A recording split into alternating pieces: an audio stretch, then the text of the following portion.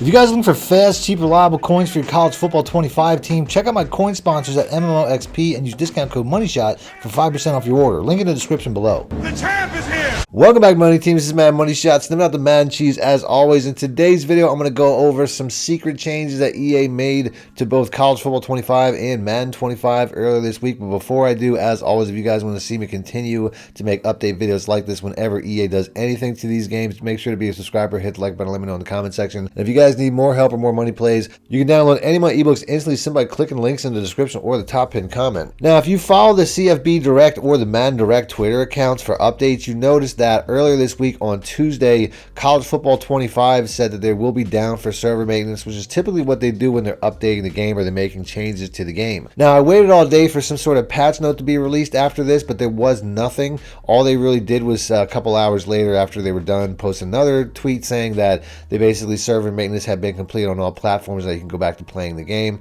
But there was never any patch notes released for this. And then the following day, on Wednesday, November 13th, there was a similar message saying that server maintenance was going to be scheduled for 6 a.m. for Madden 25. So I once again waited all day to try to get some communication, and they do have a website where you can basically get the latest news, whether it's updates or whether it's just anything.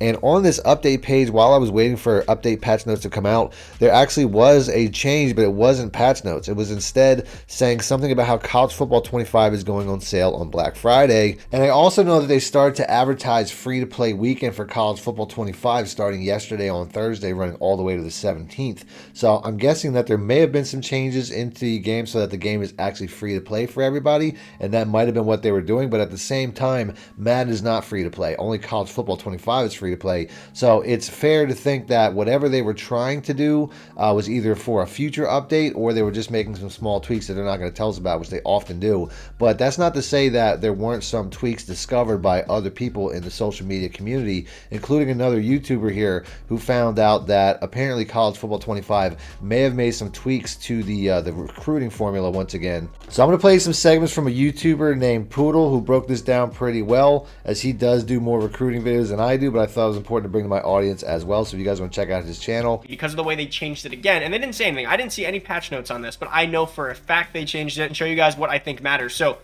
a month ago, or a month and a half ago, packages were king. Having 80 hours and having Elite Recruiter, as I'm going to show you guys here, was king, right? I'm going to go through the stages here.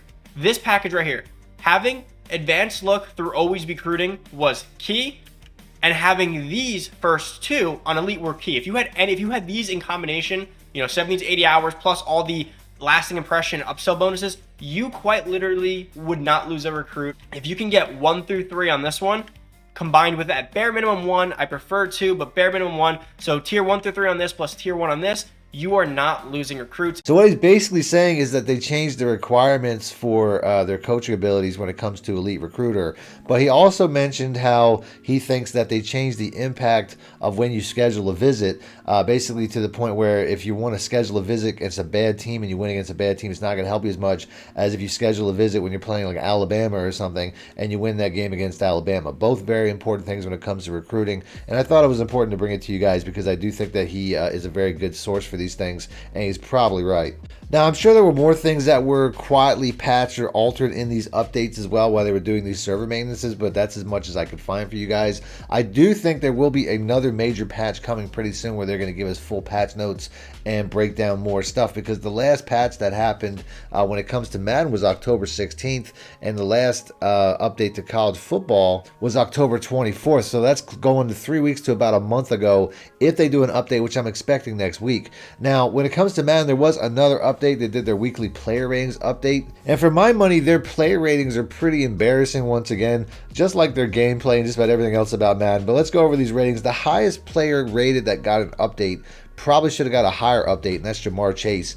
This is coming the following a week where he had 11 catches for 264 yards and 3 touchdowns, and he currently is the Triple Crown winner as far as a receiver in the NFL. So to only get a +1 is pretty embarrassing, in my opinion. He should at least got a +2. He should even be higher. I mean, a 94 overall rating is pretty low for this guy, as he probably should be much higher. He probably should be rated somewhere around 96, 97, something in that range. You also have Saquon Barkley, who I know, didn't play too great last week. Hopefully he gets another ratings update. He's a 95, but I'm an Eagles fan, so you guys know that I'm biased. Creed Humphrey got a +1 as well, up to a 94, the center for the Kansas City Chiefs. Cameron Hayward, I don't know what he did, but he got a +3 all the way up to a 93. Obviously a really good player, but to get a +3, I mean, that's like, I feel like Jamar Chase should have got that for that stat line. Almost 300 yards receiving and 3 touchdowns. So I don't know what Jamar, like, for Cameron Hayward to get a +3, I almost feel like he would have had that like 6 sacks or something like that. But I'm guessing he didn't do that. Antoine Winfield lost a point. That doesn't really make a lot of sense. He's definitely one of the best safeties in the entire game, but he's down to a 93.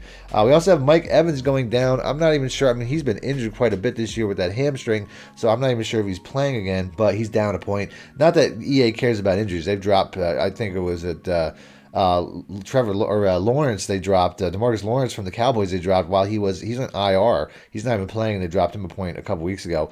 Quinnen Williams down a point. He's down to a 92. Budda Baker up a point, up to a 91.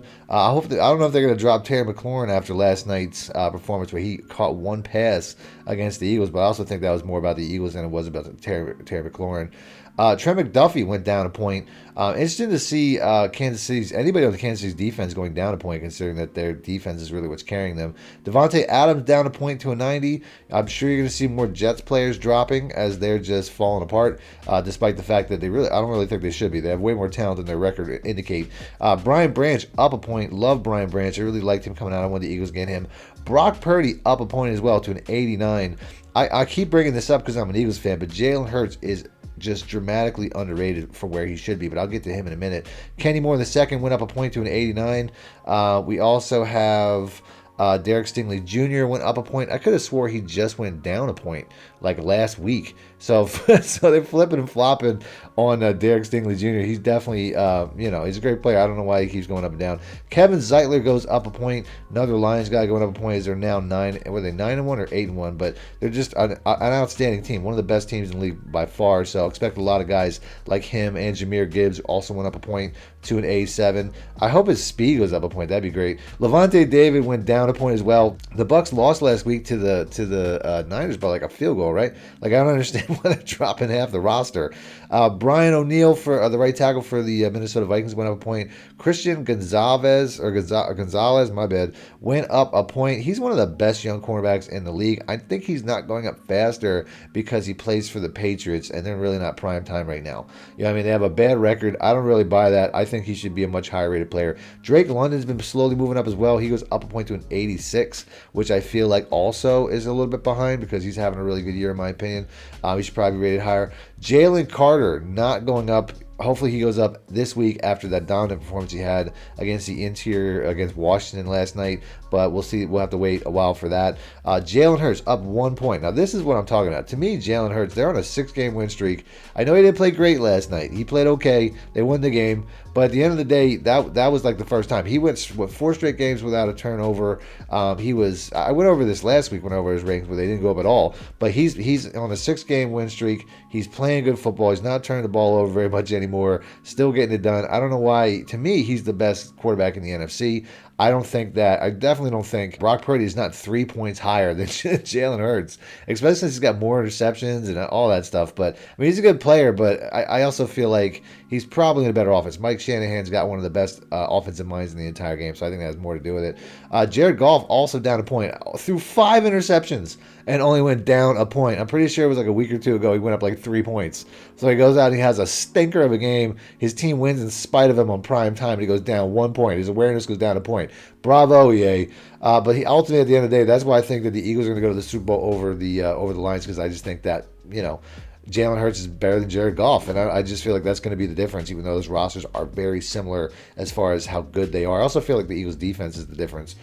Justin Reed gets a +1, which is, a little different because, the Chiefs are 9-0. I don't feel like anybody should go down, but they did have Trent McDuffie go down. Justin Reed going up a point. Teron Johnson for the cornerback for the Bills goes up a point.